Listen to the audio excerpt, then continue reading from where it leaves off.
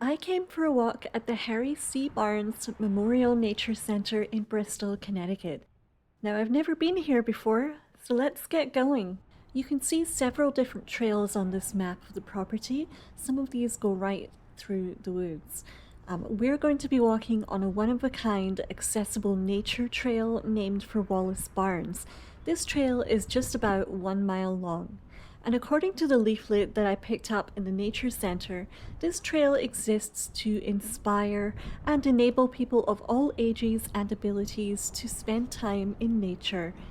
And one of the things I was told by the staff was that the trail is unique in Connecticut in that if you do use a wheelchair, a walker, stroller, or other assisted devices, you can still get right out there into the woods, unlike other trails that might take you alongside the trees but not right into them.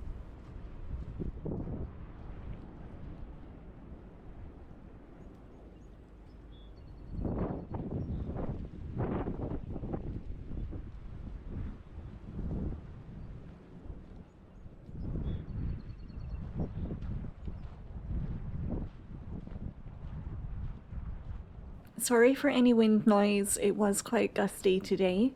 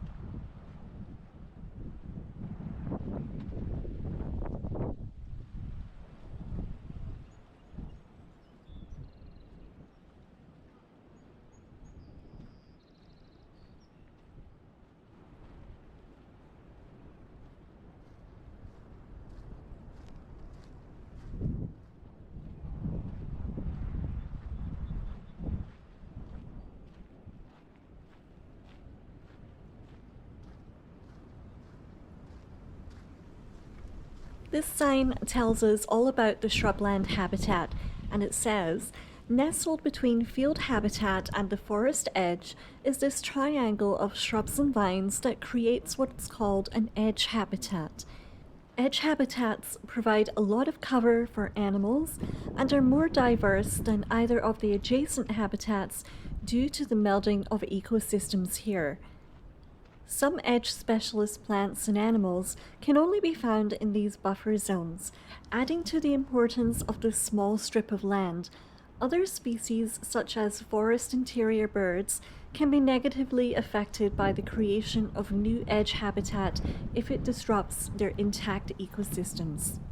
Invasive non-native plants often form the base of these habitats because they quickly colonize open ground along the edges.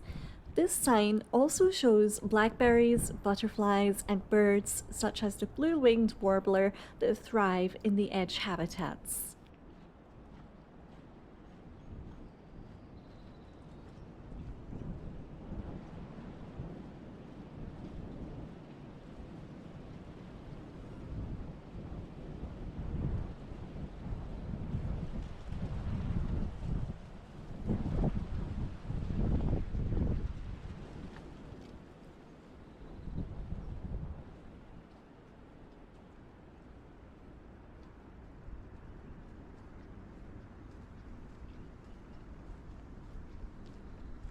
This is the wetlands overlook, and this sign says that only 2% of Connecticut's land area is covered by forested wetlands like this one, yet the role they play in the environment is disproportionately more substantial. Wetlands often have higher productivity compared to other ecosystems. Compare the density of vegetation in the wetlands to that of the nearby upland forest. There's a much thicker understory in the wetlands, which in turn can support more animal life. And that's why over 80 species of birds use the Barnes Nature Center throughout the year.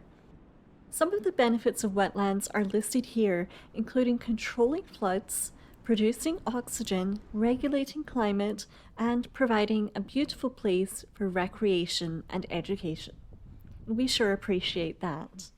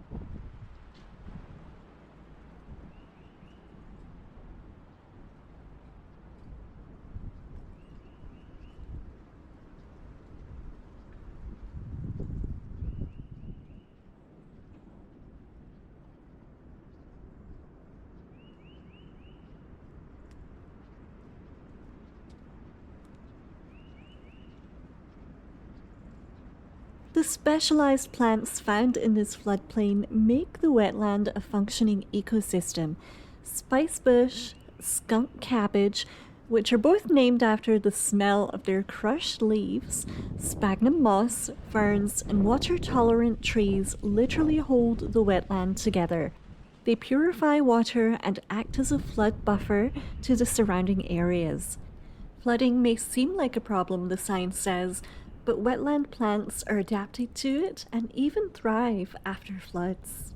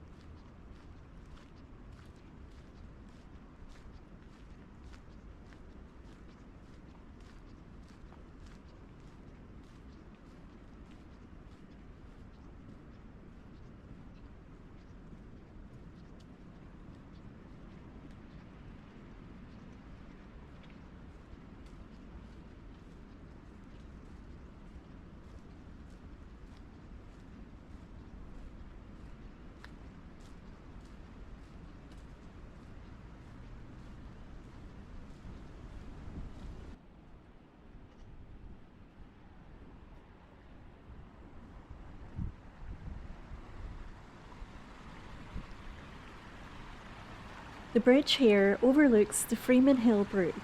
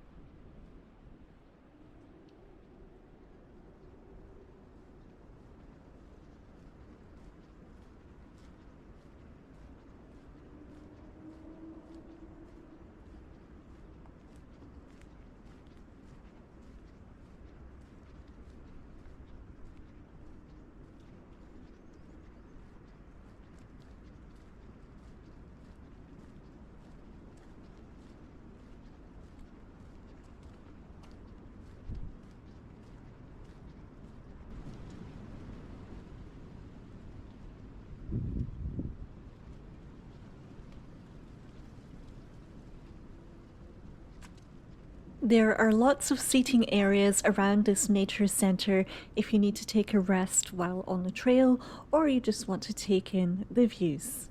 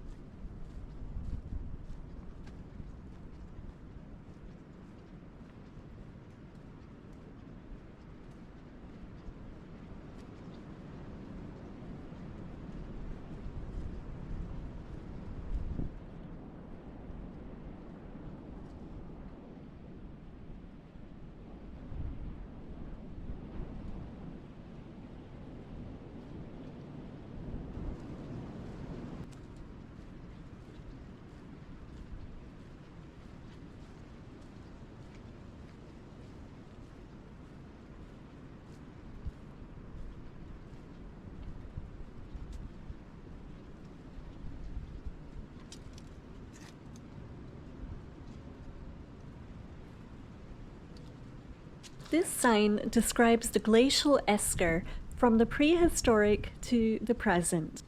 Essentially an above-ground riverbed, an esker is a winding ridge with steep sides deposited by retreating glaciers.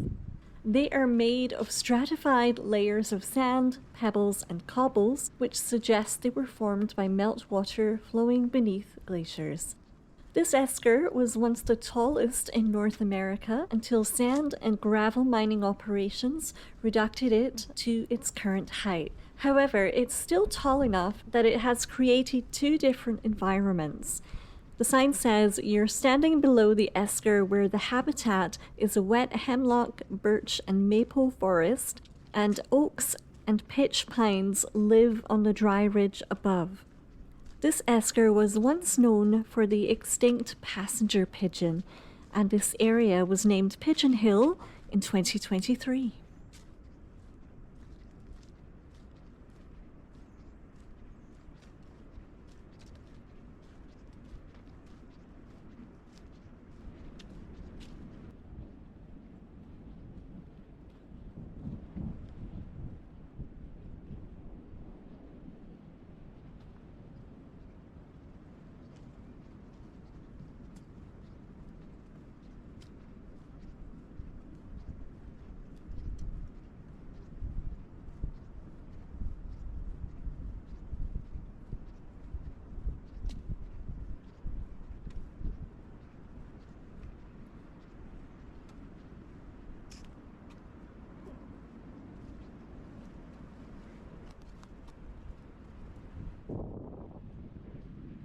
Right here, the trail runs along a ditch that was used to divert water from the brook to supply an inoculation hospital that used to stand where Seymour Park is now. Around 1805, a small building known as the Pest House and there's a picture of the house here on the sign, was used to quarantine and treat people infected with typhus, a bacterial infection spread by fleas and lice. The canal would have provided the house with its own water source and would have reduced false fears that the house's patients might contaminate the main water channel. It says later the canal could have been used for farming.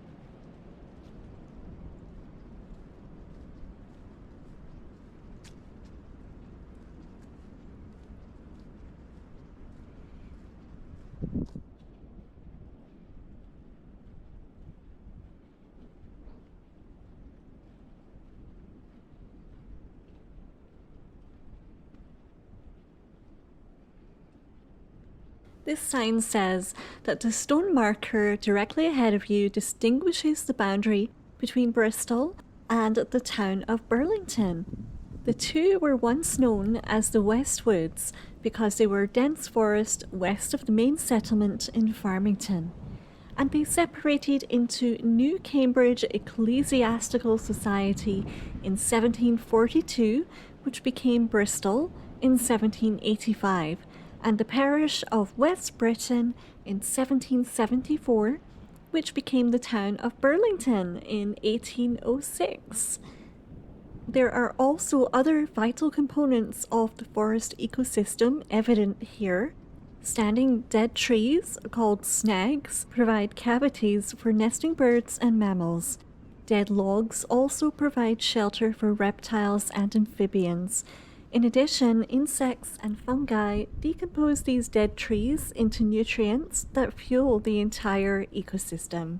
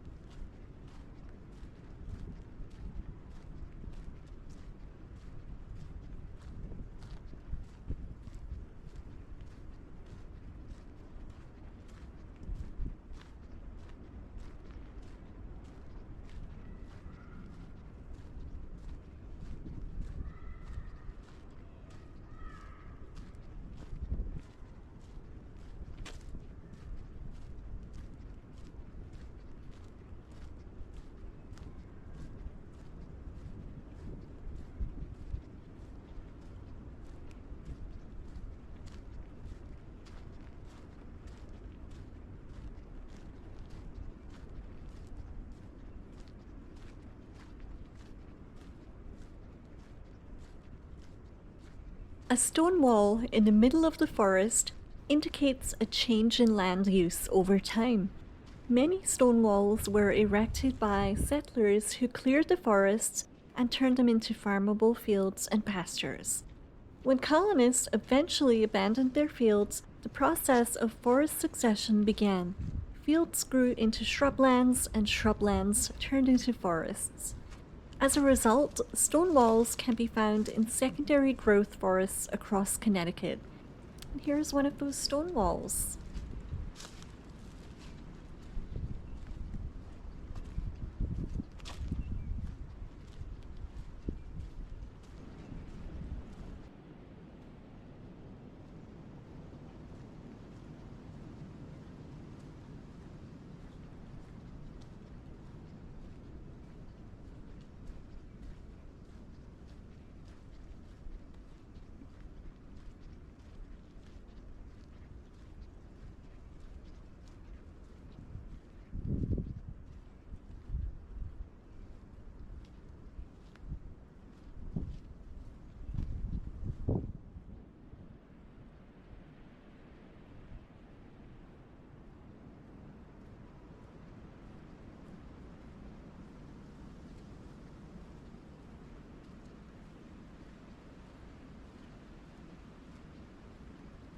It says here to search for wolf trees while you're in the forest. They are some of the oldest trees around. Wolf trees were solitary trees that shaded pastures when most of Connecticut was farmland, which allowed them to grow into imposing and wide-spreading specimens. Their rough and aging features provide cavities, crevices, and hollows for insects, birds, and mammals. Present-day forest regrowth encroaches on the wolf tree's space and weakens them, as they are typically shade-intolerant species that thrive in open fields. Wolf trees add diversity to the species composition and canopy structure in the forest.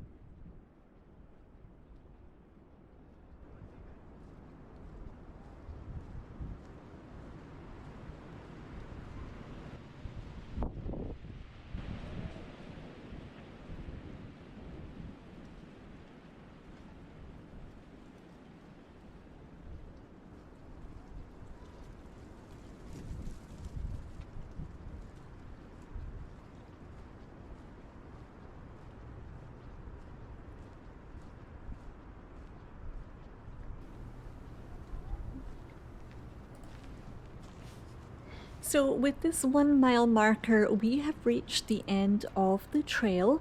You can find out more about the Harry C. Barnes Memorial Nature Center in Bristol, Connecticut on their website, which I will link to in the video description.